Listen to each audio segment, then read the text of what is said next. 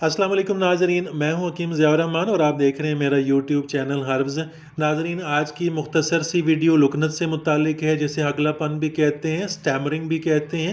नाजरीन, इस मर्ज़ में मरीज़ तसलसल से बातचीत नहीं कर सकता और रुक रुक कर या दिक्कत से बातचीत करता है।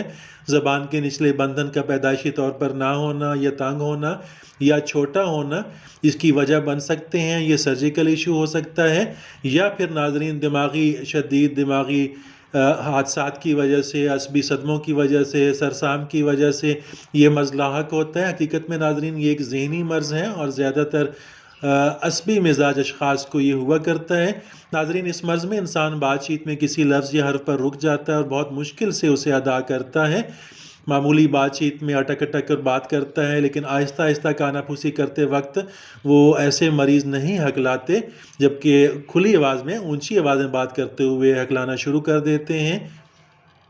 नाज़रीन, अगर तो ज़बान के नीचे गैर तबी बंधन की वजह से हकलाहट हो तो उसे कटवा देना ही बहुत मुफीद होता है, मौसर होता है। मरीज़ में ख़ुद एतमादी को पैदा करने की कोशिश भी करनी चाहिए। आराम से और आहिस्ता आहिस्ता बातचीत करने की उसे आदत डालनी चाहिए।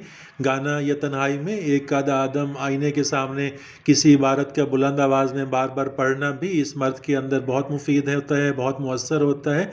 ग़िज़ा के बाद रोग़न माही वग़ैरह का इस्तेमाल बहुत मुफीद है, बहुत मौसर है, क्योंकि दिमागी कमज़ोरी, असबी कमज़ोरी भी इसकी वजह बन सकते हैं। इसलिए विटामिन बी कम्प्लेक्स वग़ैरह का इस्तेमाल भी इस मर्ज़ में बहुत मुफीद है, बहुत मौसर है।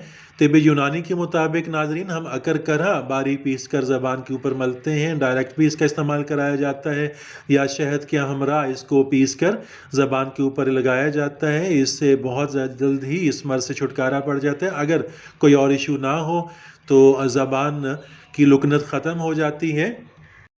नाज़रीन, सुहागा बरियाँ 4 रत्ती शहद खालिस 6 माशा में मिलाकर ज़बान पर मलना भी इस मर्ज़ के लिए बहुत मुफीद होता है, बहुत मौसर होता है।